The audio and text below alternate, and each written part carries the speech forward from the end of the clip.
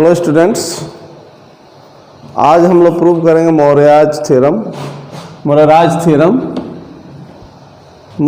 Theorem आपके exam के लिए इम्पॉर्टेंट है।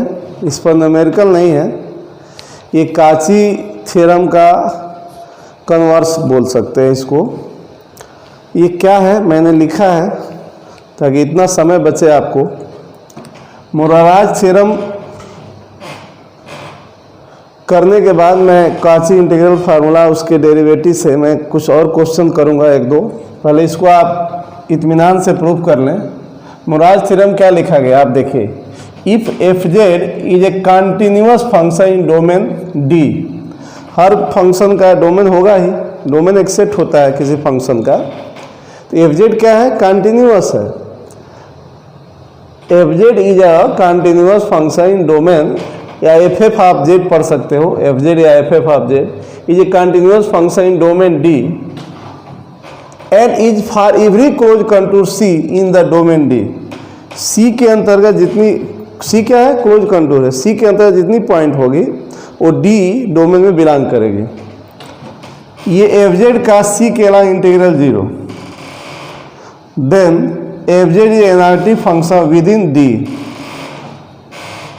काची थ्योरम में क्या था कि F Z analytic function within an close contour C ये था, तो एफ जेड का सी के अलावा इंटीग्रल 0 होगा। ये काची थ्योरम था। यहाँ पे एफ जेड का सी के अलावा इंटीग्रल 0 दिया है, गिवन है, तो एफ जेड एनालिटिक होगा। ये आपको दिखाना है, मतलब काची थ्योरम का कन्वर्स है। ठीक है, एफ जेड क्या है? कंटिन्यूअस फंक्शन है डोमेन डी में। ठीक है, if for every close contour C, मतलब डोमेन डी के अंतर्गत कोई भी क्लोज कंटूर सी के लिए यदि एफ जेड का इंटीग्रल सी के अलावा 0 हो, तो ऐसा फंक्शन, मतलब किसी कोई फंक्शन का इंटीग्रल किसी क्लोज कंटूर के अंतर्गत 0 हो, ठीक है, और फंक्शन का डोमेन हो। अब डोमेन में बहुत सारे क्लोज कंटूर हो सकते हैं, किसी फंक्शन के डोमेन में बहुत सारे क्लोज कंटूर हो सकते हैं। क्लोज कंटूर होने का मतलब क्या? उस क्लोज कंटूर के अंतर्गत जितनी पॉइंट होगी उस फंक्शन के डोमेन में बिलोंग करेगा। तो दिया है, मेन मुद्दा यह है कि एफ जेड का इंटीग्रल सी के अलावा, और सी कोई क्लोज कंटूर है जो डोमेन डी में है, के अलावा 0 है, तो एफ जेड एनालिटिक होगा। अब मैं थोड़ा जिक्र, ये आप लोग लिख लिए होंगे मुझे उम्मीद है। मैं इसको प्रूव करूंगा, आप लोग ध्यान से देखेंगे। मोरराज थ्योरम है, एग्जाम में आता रहता है 5 मार्क्स में। ठीक है, क्या गिवन है? मैंने बार बार स्टेटमेंट को रीड किया हूं, देखिए।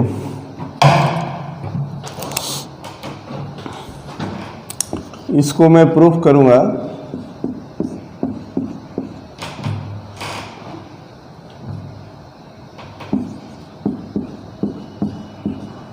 मैं लिख दे रहा हूं, given that integral of F z along C 0 where for every, और कुछ दिया, फॉर एवरी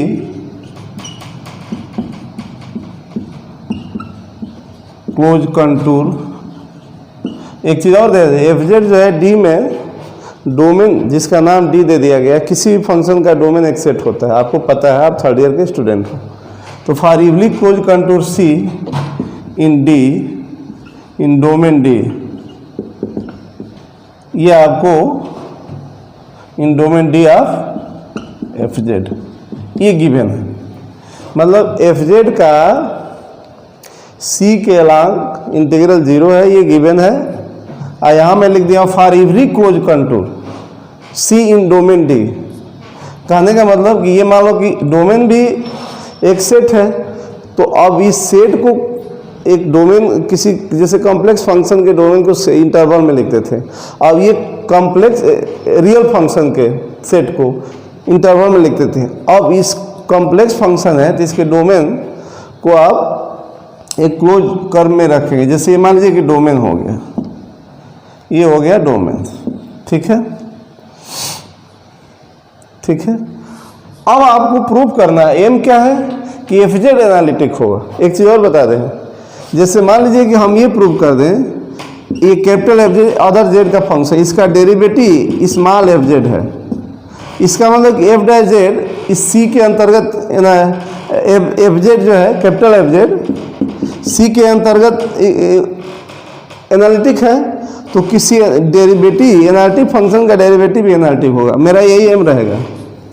पहले आप लोगों को प्रूव करने के लिए ये मान लीजिए ये डी डोमेन है, ठीक है। एक फिक्स पॉइंट लेता हूँ मैं, यहाँ पर मैं एक फिक्स पॉइंट Z0 ले रहा हूँ।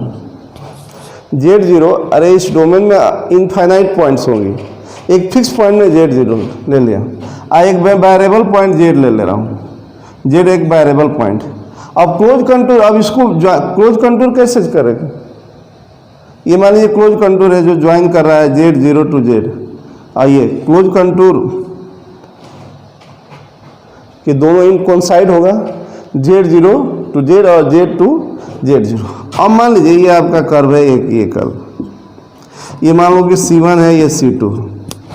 हमारे पास क्या है, ये दोनों मिल करके C1 और C2 मिल करके एक क्लोज कंटूर C बना रहा है। Z0 ये है, Z0 को Z से मिला दिया। अब Z0 Z को इनफाइनाइट कर्व से आप ज्वाइन कर सकते हैं, समझ रहे हो।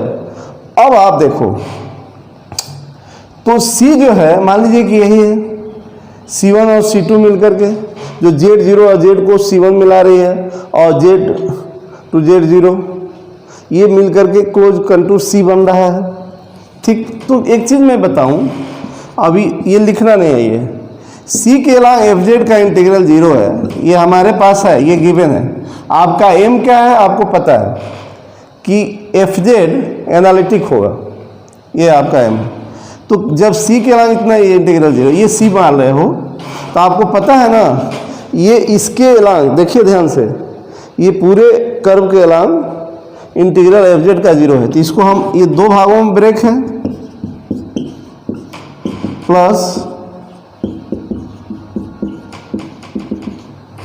0, ये गिवन है इसको। अब ये हम लोग लिख सकते हैं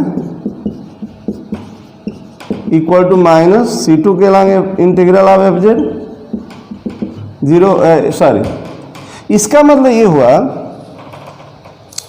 कि C1 के, ये C1 के अलावा एफ जेड का मतलब Z0 टू Z इंटीग्रल, और ये तो आप इसको यदि माइनस क्या साइन, ये माइनस एफ जेड लिख सकते हो, minus f z D Z.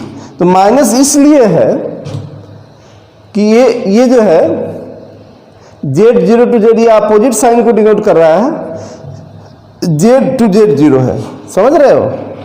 यहाँ पर आप लिख सकते हैं, तो C1 के अलावा इंटीग्रल क्या है, C1 मतलब Z0 टू Z हुआ एफ जेड, C1 का मतलब Z0 टू Z हुआ, यहाँ ध्यान दीजिएगा, इक्वल टू माइनस C2 क्या हुआ, Z to Z0 F Z हुआ। इसको लिखना नहीं है, इसको थोड़ा हम स्टेटमेंट में दे देंगे। अब बताओ माइनस Z टू Z0 को Z0 टू Z लिख सकते हो, बोलिए जरा। इसका मतलब आप C1 के अलावा इंटीग्रल कर रहे हो और C2 के अलावा इंटीग्रल कर रहे हो, वो वैल्यू बराबर आ रहा है, ये दोनों को बराबर मैंने दिखा दिया। इसका मतलब कि हम Z0 टू Z इंटीग्रल करेंगे एफ जेड का, तो उसके वैल्यू पर डिपेंड नहीं करता, ये इंडिपेंडेंट है। Z पर तो डिपेंड करेगा ही, ये इंडिपेंडेंट है।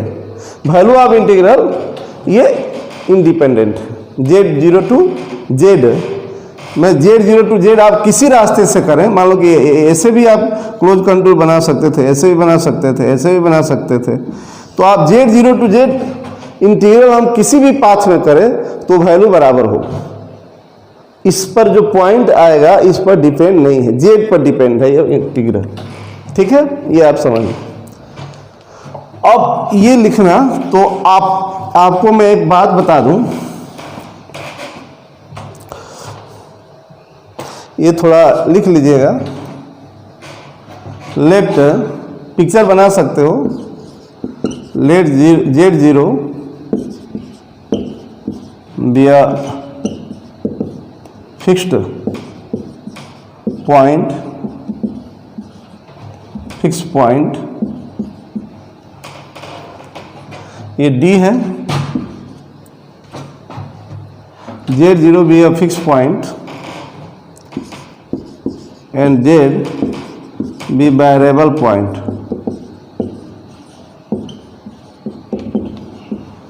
ठीक है, विदिन D डोमेन है, दिया गिवन है स्टेटमेंट में, इसके अंतर्गत ये। तो ये बताओ, therefore the value of integral Z0 to Z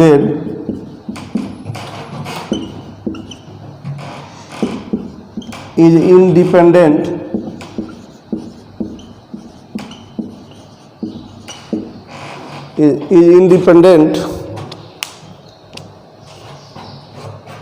of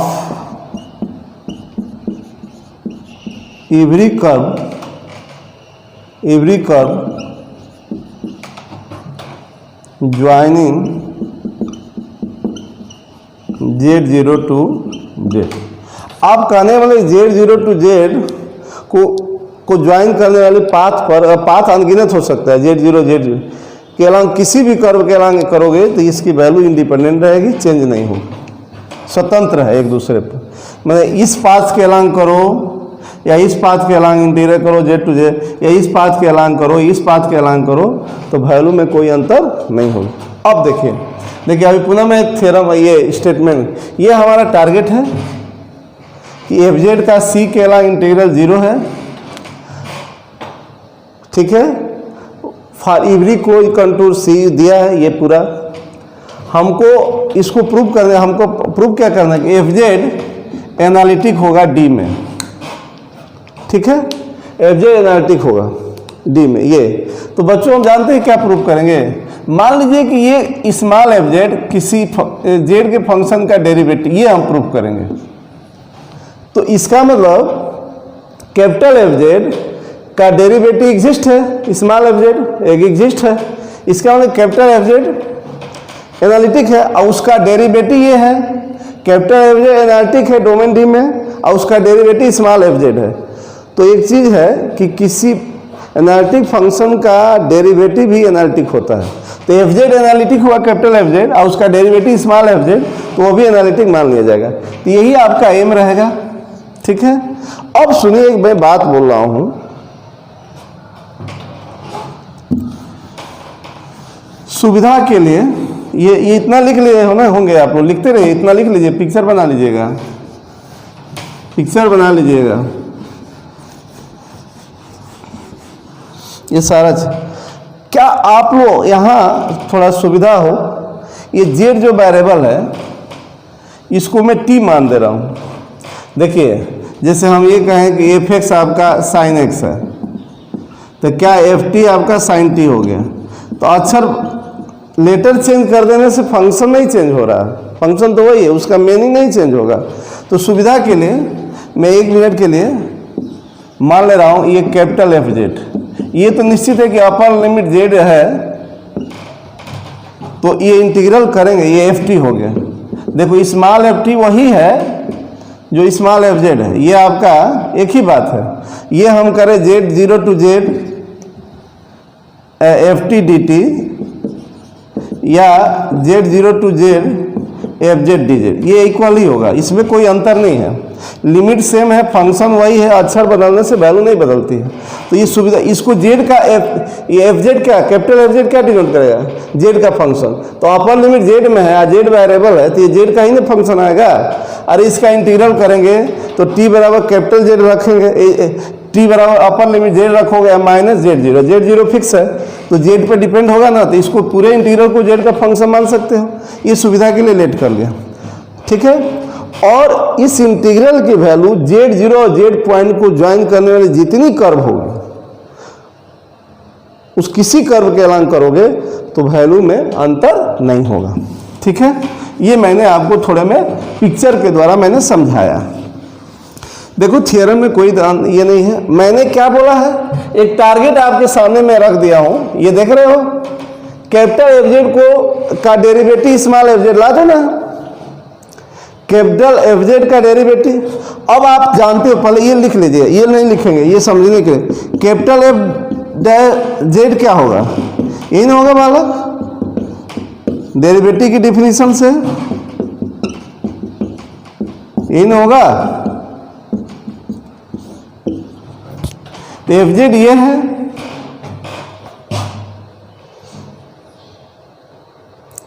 तो एफ जेड से एफ जेड प्लस एच निकालो, इसमें माइनस करो, ये निकालो, ये आपको आ जाना चाहिए। तो देखिए जरा, एफ जेड ये लेट कर ले, क्यों जेड का फंक्शन लेट कर लिया इसको, क्योंकि निश्चित है कि इसका इंटीग्रल करोगे जेड जीरो टू जेड तो जेड में आएगा, तो इसको जेड का फंक्शन माना जा सकता है, एक अदर कैपिटल एफ जेड मान लिया, ठीक है। फाई जेड भी मान सकते हो, साई जेड भी मान सकते हो, एच जेड भी मान सकते हो, कोई दिक्कत नहीं है। अब इसमें आप यदि एफ जेड ये है तो एफ जेड प्लस एच क्या होगा, बार बार वीडियो को देखिए आपको समझ में आ जाए, ये होगा। अब इस दोनों ये डिफरेंस कर दीजिए, इसमें से ये डिफरेंस करिए। आपको पता है ना कैपिटल एफ डैश जेड बनाना टारगेट है, इसीलिए मैं टारगेट पहले रख दिया हूँ, ताकि आपको ये फीलिंग हो कि हमको करना क्या है, क्या क्या करना है। यदि बच्चों कैपिटल एफ जेड का डेरिवेटिव स्मॉल एफ जेड दिखा दिए, तो इससे ये हो गया कि कैपिटल एफ जेड का डेरिवेटिव एग्जिस्ट हो रहा है, इसका मतलब कैपिटल एफ जेड एनालिटिक है। तो एक बात है कि किसी एनालिटिक फंक्शन का डेरिवेटिव, मैंने कैपिटल एफ जेड एनालिटिक है, उसका डेरिवेटिव स्मॉल एफ जेड है, तो वो भी एनालिटिक होगा। यही हमको प्रूफ करना है, दिया वही। ये जो गिवन है, इसके अलावा ये उससे ये साबित हो गया कि इसकी वैल्यू इंडिपेंडेंट होगी। चलिए ये भी ध्यान, एफ जेड एनालिटिक है, तो एफ स्मॉल एफ जेड नहीं कंटिन्यूअस है इन डोमेन डी, तो यहाँ f Z small f Z को एफ टी ले लिया हूँ, ध्यान दीजिएगा, तो एफ टी भी कंटिन्यूअस हुआ और जेड भी विद इन डी ही है, तो डी पर विद इन जेड भी विद इन डी है, तो जेड पर एफ टी कंटिन्यूअस होगा। तो वो कंडीशन कंटिन्यूटी का हम यूज करेंगे बार बार। देखिए प्रूफ में ज़्यादा दम नहीं है, हम बात ज़्यादा हम समझा रहे हैं तो हो सकता है कन्फ्यूजन होगी, लेकिन तैयार आप लोग कर लोगे। तो ये क्या हो जाएगा, एफ जेड प्लस एच ये हो जाएगा। अब इस दोनों को माइनस कर, इसमें से ये माइनस कर दो, इत्मीनान से समझिए, जेड प्लस एच, टी से नहीं घबराइए, वो सुविधा के लिए।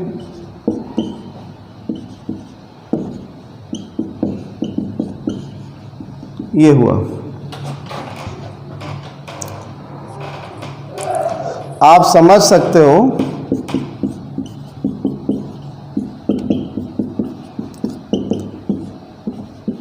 हर स्टेप में फॉलो कर रहा हूं। अच्छा यहाँ प्लस कर दें तो क्या होगा, जेड टू जेड जीरो हो जाएगा कि नहीं, बोलिए। ये माइनस है, जेड जीरो टू जेड है, तो प्लस कर दिया तो जेड टू जेड जीरो हो जाएगा। अब देखो यहाँ फंक्शन सेम है, एफ टी टी बराबर z zero to z plus h है, यहाँ t equal to z zero है। अब बताओ f f of t both, तो अब बताओ इतना ये है प्लस है, तो इसको इंटीग्रल यदि करते, इंटीग्रल करना नहीं है और ये लिमिट रखते तो ये प्लस में आएगा, ये माइनस में, तो ये कैंसिल हो गया, तो ये क्या हो जाएगा, बोलिए। कुछ नहीं है, ये लेट से आपको मेन, ये जो लेट किया हो इससे आपको समझना है, आज जो थोड़ा मोड़ा मैं डिस्कशन किया हूँ उसको ध्यान दीजिएगा। तो आपका f Z plus h, capital F Z plus H minus f z equal to, ये देखिए तो z to z plus h हो गया। ये तो आपको पता है बच्चों, आपको पता है कि ए टू बी हो एफ एक्स डी एक्स और सी टू ए हो एफ एक्स डी एक्स, तो ये सी टू बी हो जाएगा एफ एक्स डी एक्स, ये पता है ना, वही बात मैंने लिखा। कोई दिक्कत नहीं होना चाहिए। स्मॉल एफ ये कैपिटल एफ, इसको ध्यान दीजिएगा आप लोग। अब एक काम करेंगे, बोथ साइड आप एच से डिवाइड कर दो, बोथ साइड आप एच से डिवाइड कर दो। कैसा, कोई दिक्कत?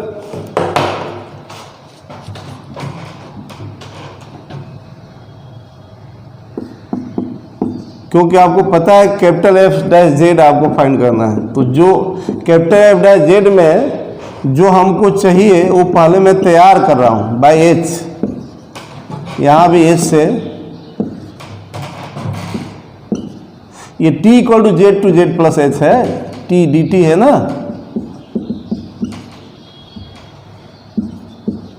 ठीक है।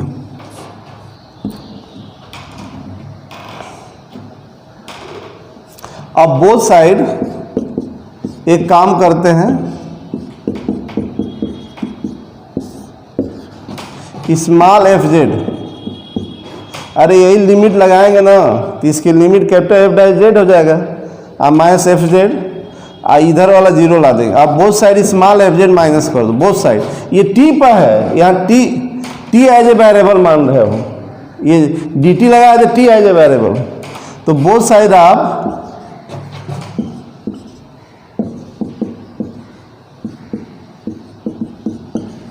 क्या माइनस कर दोगे, कोई अंतर? क्योंकि आपका टारगेट क्या है, F dash z equal to small f z लाना, यही सोचो कि हमको ये लाना है, हमको ये लाना है, यही सोचिए जरा। इतने की लिमिट जीरो हो जाएगा तो ये F dash T F dash Z हो जाएगा, स्मॉल एफ जेड हो जाएगा। तो क्या इसको हम लोग ये लिख सकते हैं, 1/h z to z plus h f t d t minus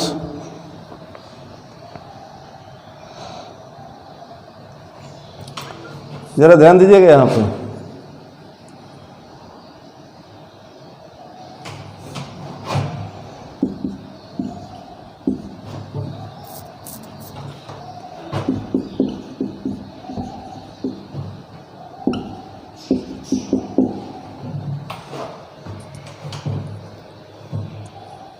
ध्यान दीजिए। इस एफ जेड को ये मैं लिखा हूं, आप बताइए कैसे हो जाएगा, आप बताइए कैसे हो जाएगा। जरा यहां मैं समझाता हूं। 1/h इतना एफ जेड हो, मैं एफ जेड की जगह पे ये लिखा हूं ना, तो 1/h है। यहां देखिएगा जरा, ये आपको पता है ना कि t equal to z plus h है, डी टी है, तो ये एफ जेड बाहर हो जाएगा और t 1 डी टी 1 हुआ, 1 का इंटीग्रल t हुआ जेड प्लस एच, तो यहाँ पर क्या हो जाएगा, F Z plus H minus Z, H हुआ Z plus H minus H Z हुआ, अब बाई एच है तो ये गायब होगा, तो एच गायब होगा, एफ जेड बचा। तो इस एफ जेड को इतना लिख सकते हैं, ये समझ में आया? बोलिए, आया कि नहीं? एफ जेड को ये लिख सकते हैं, समझ में आया? तो ये हमारा इतना equal to capital F Z plus H minus capital F Z by h minus f z. ध्यान देंगे आपको, इस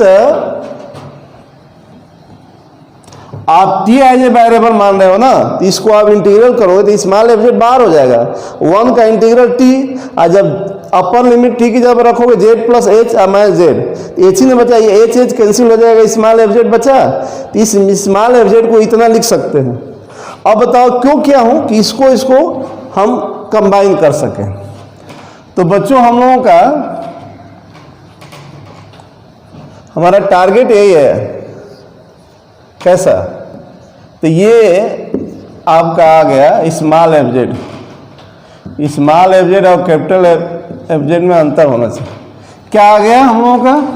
अब बताओ 1/h यहाँ है, बाहर ले लीजिए, दोनों t बराबर z to z plus h है, यहाँ t बराबर मैं लिख भी सकता हूँ z to z plus f t d t है, वहाँ एफ टी एफ जेड, तो यह हुआ एफ जेड डी टी हुआ। ठीक है, बस आप टारगेट के करीब हो।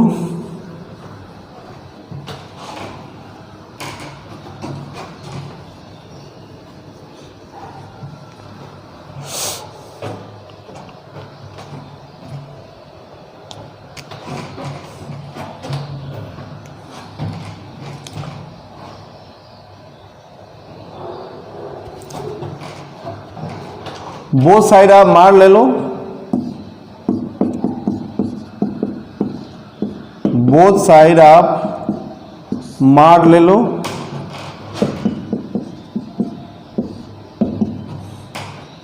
तो अलग अलग मार करेंगे तो पहले मार ले रहा हूं, ये दिखा दे रहा हूं, थोड़ा मैं स्टेप बढ़ा रहा हूं। ये t equal to z plus h लिखो या जेड टू, ये कोई अंतर नहीं है, f t minus f z d t mod, तो अलग अलग मार्ट करोगे, mod capital F Z plus H minus capital F Z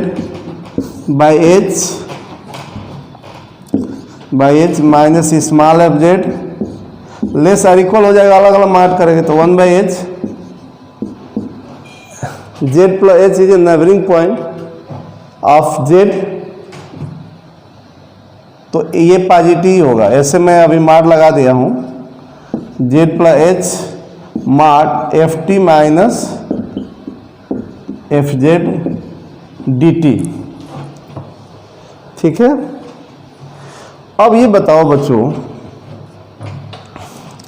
ये दिया है ना एफ टी, अरे स्मॉल एफ जेड दिया है ना, कंटिन्यूअस है, डी के अंदर उसके डोमेन के प्रत्येक पॉइंट पर, तो F Z small f Z को ना एफ टी मान लिया हूं सुविधा के लिए कि यहाँ कंफ्यूजन ना हो, इज ए कंटिन्यूअस दिया है, कंटिन्यूअस इन डोमेन डी, किसमें कंटिन्यूअस है, डोमेन डी में, तो डोमेन डी में ही न जेड है, जेड वेरिएबल पॉइंट है, तो जेड पर भी तो कंटिन्यूअस हुआ। बोलिए बच्चों, एफ जेड एफ टी करिए, F Z small f Z को एफ टी कंसिडर कर लिया हूं, कोई अंतर नहीं होगा, थोड़ा दुविधा ना हो प्रूफ करने में, अक्षर में दुविधा ना हो, इसलिए एफ टी तो कंटिन्यूअस है डोमेन डी में, और स्मॉल जेड डोमेन डी में था, तो जेड पर भी कंटिन्यूअस हुआ, तो therefore f t is a continuous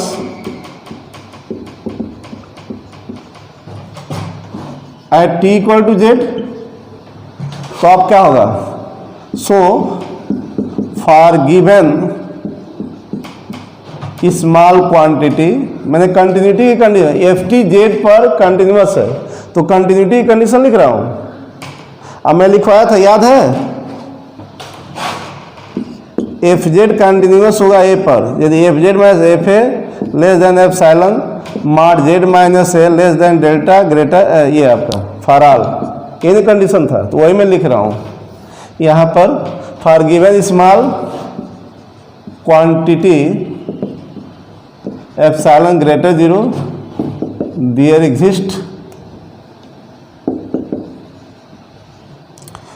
exist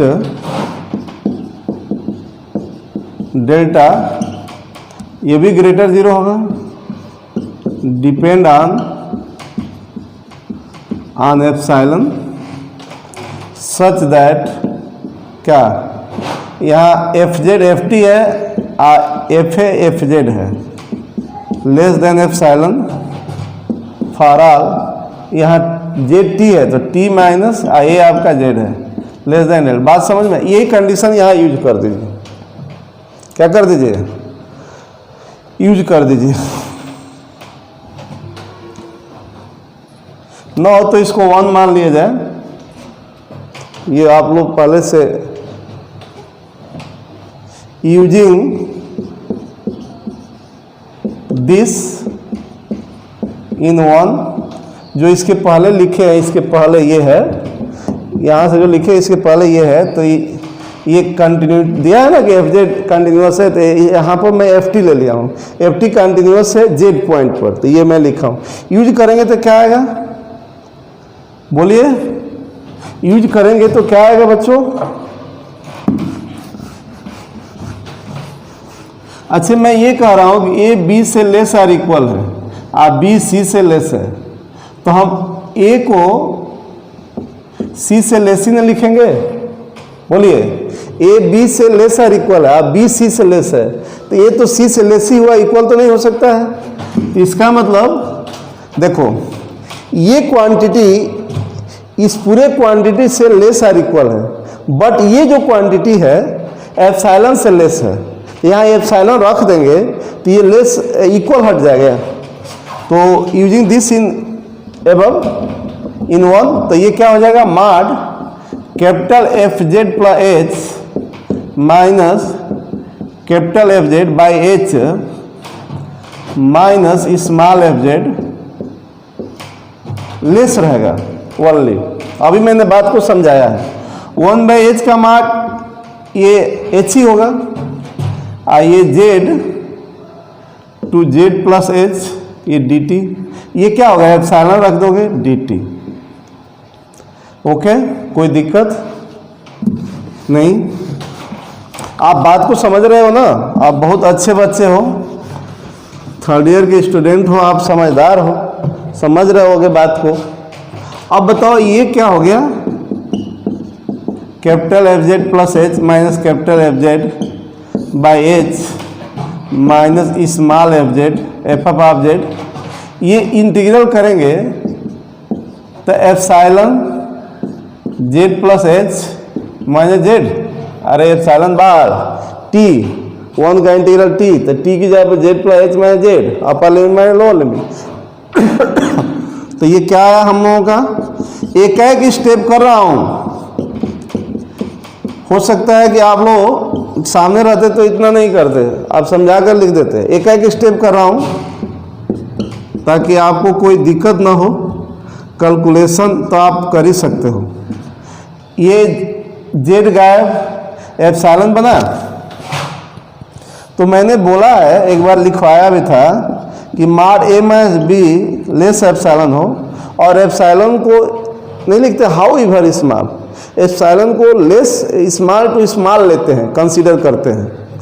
तो जो एक माना जाता है कि एप्सिलॉन से कोई क्वांटिटी लेस है, उसको हम जीरो ले लेते हैं, उस क्वांटिटी को जीरो ले लेंगे। अब मॉड ए माइनस बी जीरो हो तो ए इक्वल टू बी, तो यही बात है। तो ये इतना इक्वल टू क्या लिखेंगे, मैं यहाँ से लिख दे रहा हूँ, इसके बाद ये हिंट, अब या यहाँ हिंट दिया हूँ तो मैं लिख दे रहा हूँ, by h minus small f z equal to zero, क्योंकि ये क्वांटिटी एप्सिलॉन से भी लेस है, एप्सिलॉन वेरी वेरी स्मॉल, तो अब एप्सिलॉन से ये क्वांटिटी इसकी मॉड लेस है, इसका मतलब कि ये जीरो होगा, अप्रोचेड टू जीरो होगा।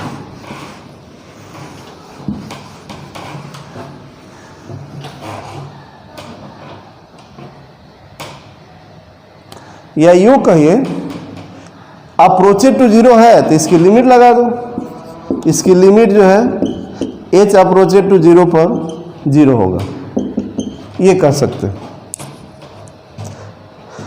कहने का मतलब कि ये एप्सिलॉन से लेस है तो ये इसकी वैल्यू अप्रोचेड टू जीरो होगा, इसका मतलब limit at h equal to zero zero होगा। तो आप क्या कह सकते हो, या ये भी लिख सकते हैं इसको, limit at h zero F Z plus H minus capital F Z by H, small f z तो जेड पर डिपेंड है, एच पर नहीं डिपेंड है, तो इसकी लिमिट स्मॉल एफ जेड ही रहेगा। नहीं समझे, इसकी लिमिट माइनस इसकी लिमिट, तो ये एफ जेड एच पर नहीं डिपेंड है, तो एच पर इसकी लिमिट एफ जेड ही रहेगा। तो ये इसको क्या लिख सकते हो, capital F dash z is equal to f z. F z तो कंटिन्यूस है तो एफ डैश जेड भी कंटिन्यूस हुआ। इसका मतलब कि कैपिटल एफ डैश जेड कहने मतलब that is F Z, capital F Z का डेरिवेटिव एग्जिस्ट है।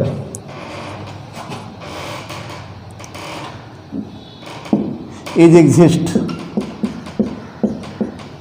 इसका मतलब capital F z is analytic function exist for all Z belong D. D के जेड का डी कोई वेरिएबल, जेड कोई वेरिएबल लिया था डी में, डोमेन डी सेट है। तो एफ जेड इज एनालिटिक, ये एग्जिस्ट है मतलब डिफरेंशिएबल है एफ डैश जेड। तो वही मैं लिख रहा, जब डिफरेंशिएबल है तो एनालिटिक होगा। Is analytic in D. अब एफ जेड एनालिटिक है, उसका कैपिटल एफ जेड एनालिटिक है और उसका डेरिवेटिव स्मॉल एफ जेड है, तो वो भी एनालिटिक हुआ। हमको स्मॉल एफ जेड को ही एनालिटिक दिखाना है। तो वी नो दैट, ये मैं सेंटेंस लिख दे रहा हूं, डेरिवेटिव ऑफ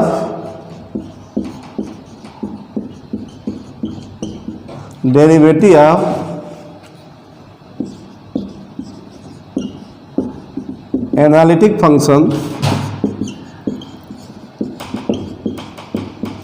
इज एनालिटिक। अब बताइए, सेंटेंस लिख दिया तो कौन एनालिटिक है, कैपिटल एफ जेड एनालिटिक साबित कर चुके हो डी में, और उसका डेरिवेटिव स्मॉल एफ जेड हुआ। इस स्टेटमेंट से ये क्लियर हो गया, हम लिख सकते हैं hence small f z is an analytic function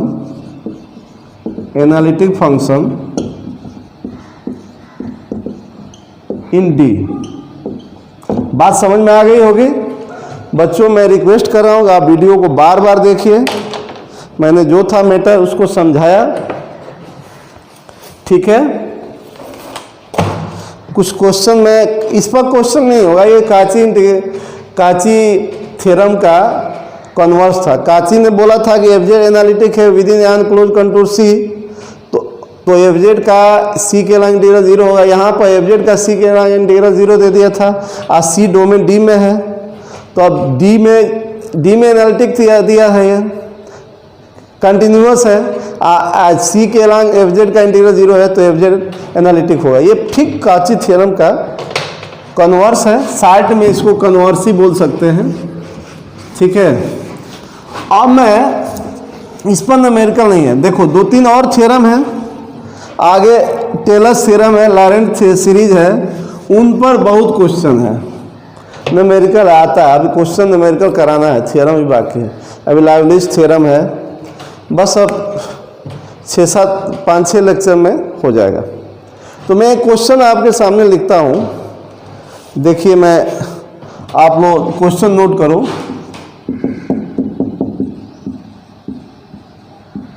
देखो, समझने के लिए मैं कहीं से क्वेश्चन लिख सकता हूँ, उसी टाइप का है, कहीं किसी बुक से हो। आप 3rd ईयर के स्टूडेंट हो, आप 9th के बच्चे नहीं हो कि ये प्रकाशन की बुक के एक्सरसाइज हमको हल कर, हमको समझना है।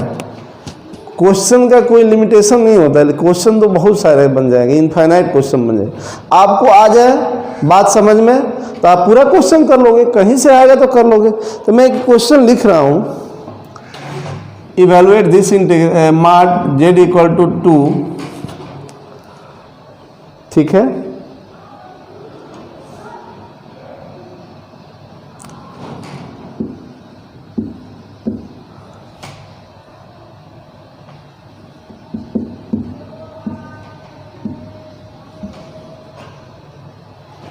ये छोटा कर दे रहा हूं,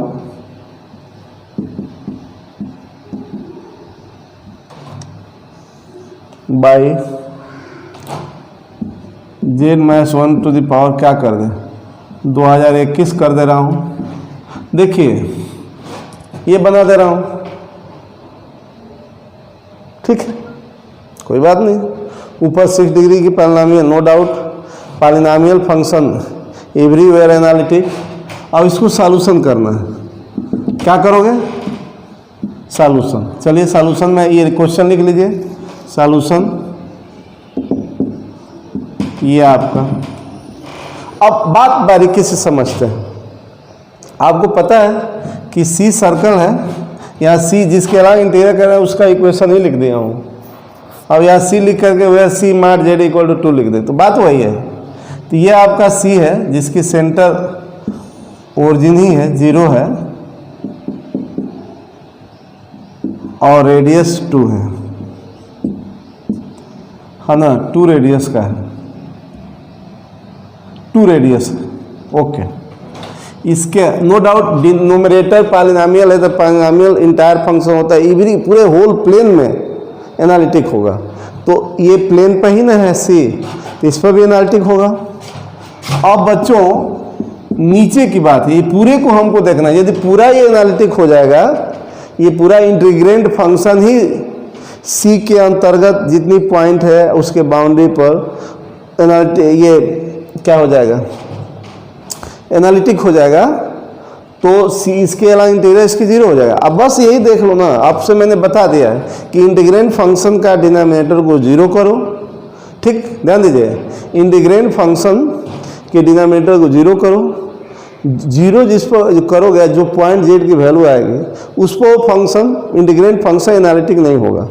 अब सवाल ये उठता है कि जो पॉइंट आया है 0 करने के बाद, वो कहीं सी के अंतर्गत नहीं न है जिसके लाइन इंटीग्रल कर रहे हैं, सी के बाउंड्री पर नहीं न है। यदि बाउंड्री पर नहीं है, सी से बाहर है, तब तो आप तुरंत काची, इसका मतलब कि एनालिटिक है सी के अंतर्गत। जिस पर एनालिटिक नहीं है वो खत्म है, बाहर है, तो सी के अंतर्गत उसका इंटीग्रल 0 हो जाए। यदि सी के अंतर्गत आ गया तो जो सी डिनोमिनेटर को 0 करने पर जो सी के अंतर्गत पॉइंट आ रहा है उसको छोड़ करके वो एफ जेड ले लो। काची इंटीग्रल फार्मूला या पावर 1 से ज़्यादा है तो डेरिवेटिव आप काची फार्मूला का यूज कर सकते हैं। तो मैं इसी क्रम में क्या करूँगा, पहले हम डिनोमिनेटर को 0 लेंगे। ये 2021 0 ले लिया, तो no doubt z equal to 1 2021 times आएगा। ये इनसाइड सी है कि नहीं? बिल्कुल है। जेड इक्वल टू 1, ये जेड इक्वल टू 2 ना है, 2 रेडियस का है, तो यहाँ पर जेड इक्वल टू 1 आएगा। ये जेड इक्वल टू 1 है, तो इनसाइड सी है, तो Z equal to 1 lies inside C. C आपका मतलब लाइज इनसाइड सर्कल। ये भी लिख सकते हो, सी नाम नहीं दिया गया है। इसका मतलब कि एफ जेड ये लेंगे, देयरफॉर लेट केवल न्यूमरेटर लोग। ये एफ जेड जो लेंगे वो एनालिटिक होना चाहिए। किसमें? उस सर्कल के या जो भी क्लोज कंटूर है उसके अंतर्गत और उसके बाउंड्री पर। तो बच्चों ये तो होल प्लेन में एनालिटिक है। ये एफ जेड जो लेंगे वो सी के अंतर्गत जिसके अलावा इंटीग्रल होला उस पर एनालिटिक होना चाहिए। तो नो डाउट ये तो पॉलिनोमियल है, कोई डिग्री की पॉलिनोमियल हो, होल प्लेन पर एनालिटिक होता है, इंटायर फंक्शन होता है, तो इसमें होगा ही। इज यहाँ लिख सकते हैं analytic in analytic with in.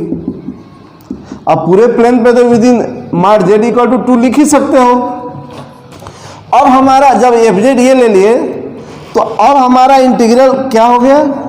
Your integral becomes integral along mod Z equal to 2 F Z by, ध्यान रखिए एफ जेड ये है Z minus 1 to the power 2021।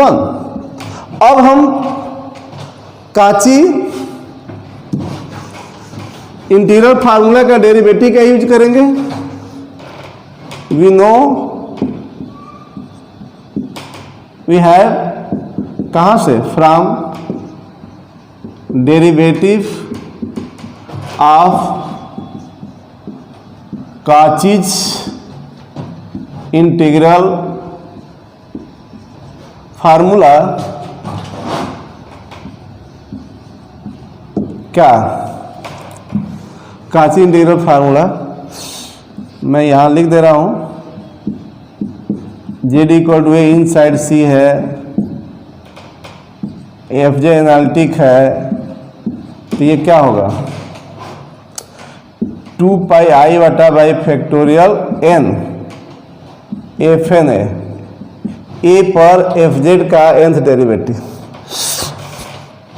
या हम इसको ऐसे भी लिख सकते हैं, ऐसे भी D N by D Z N F Z, मतलब एफ जेड का nth डेरिवेटिव जेड के respect at Z equal to A, तब जेड इक्वल टू ए रख देंगे, वही बात एफ एन ए ही हुआ।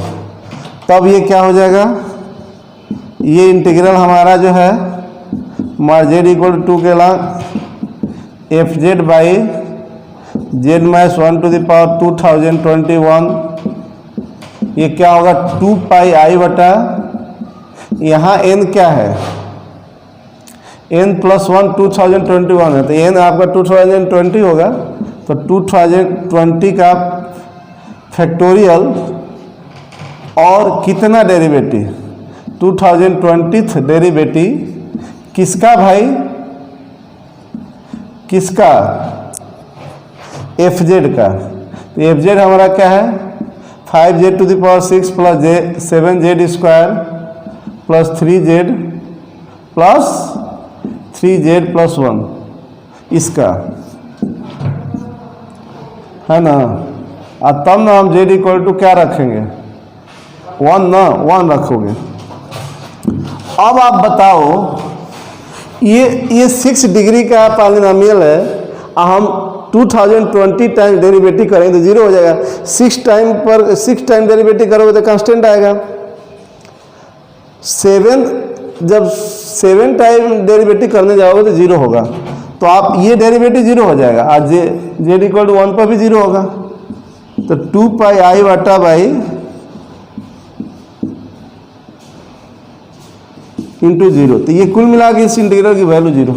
वही में पावर जो 2021 दिया था वही में पावर 6 दे दिया होता तब 0 नहीं होता, इसका 6 टाइम डेरिवेटिव 0 नहीं हो गया।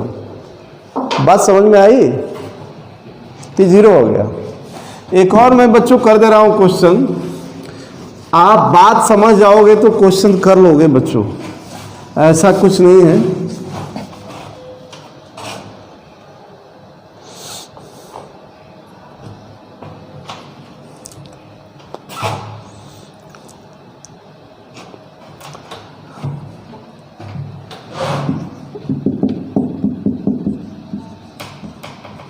Evaluate integral along C sin 3z by z minus 2 z minus pi कर दे रहा हूँ, कैसा z माइनस पाई बाई 2 कर दे रहा हूँ।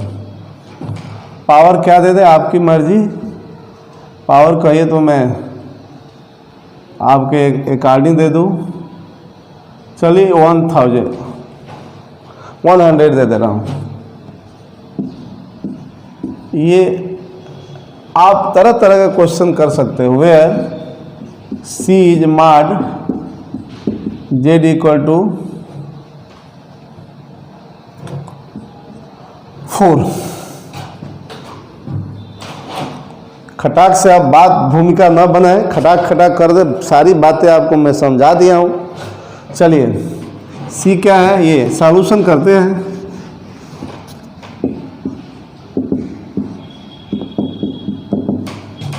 ये आपको सर्कल याद ही है क्या है, कितने रेडियस का है, ओरिजिन सेंटर है 4 रेडियस का है बच्चों।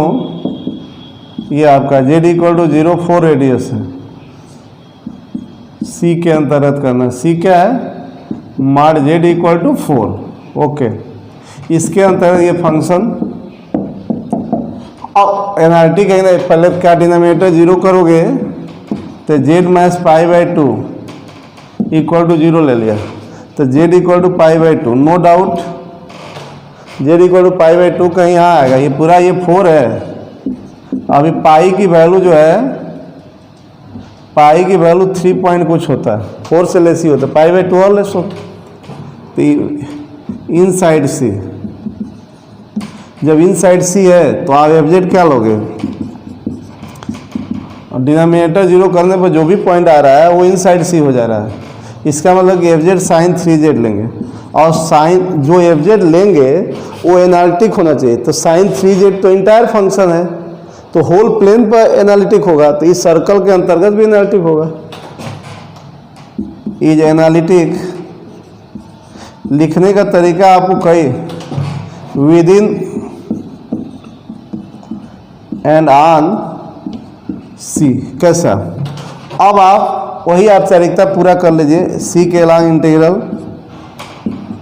F Z by Z minus pi by 2 to the power 100।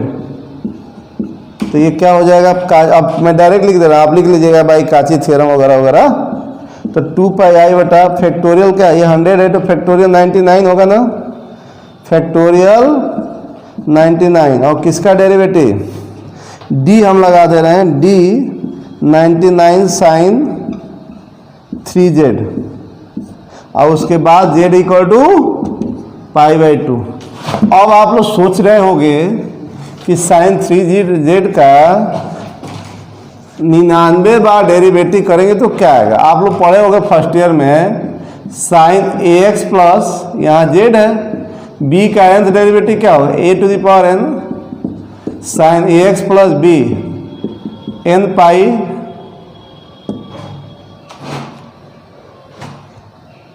By 2 था क्या जी, शायद n पाई, हाँ n पाई बाई 2 था, ये था आपका साइन x प्लस बी का n डेरिवेटिव ये था। तो यही है, यहाँ z है x से आप, तो हमारा इंटीग्रल क्या हो जाएगा 2 पाई आई बटा, अब फैक्टोरियल 99 को फैक्टोरियल में रहा तो ये 3 टू द पावर क्या, यहाँ एक ही जगह पर 3 है 99, और साइन 3z यहाँ b 0 है, n आपका 90 ये आपका हाँ 99 है, 99 पाई बाई 2 ये होगा, आज z equal to pi by 2। ये तो मैंने आपको हिंट दिया है, तो ये वैल्यू आप अब छोटा नहीं हो पाएगा तो छोड़ दीजिए, क्या चिंता है। साइन 3 पाई बाई 2 अब प्लस 99 पाई बाई 2 क्या हो जाएगा पूरा, आप ऐसे लिख सकते हो। तो 2 पाई आई बटा 99 फैक्टोरियल और 3 99 और 3 102 बाई 2 51 पाई बाई 2 होगा जी, 102 बाई 2 करो ना तो 91 पाई। अब देखो ये क्या आ गया, देखिए जीरो डायरेक्ट नहीं आ रहा है, ऐसे भी जीरो आ सकता है। साइन कोई इंटीजर पाई जीरो होता है, साइन कोई इंटीजर पाई जीरो, जिसकी वैल्यू जीरो हुआ तो देखने में बड़ा है। अरे साइन 51 पाई 51 पाई साइन कोई इंटीजर पाई जीरो होता है, ठीक है, ये इसकी वैल्यू जीरो। तो आज के लिए इतना ही काफ़ी। आप लोग ध्यान से पढ़िए, कमेंट करिए और शेयर करिए, सब्सक्राइब करो, बढ़िया से पढ़ो। Thank you. ये मेरा 1 मिनट हो गया।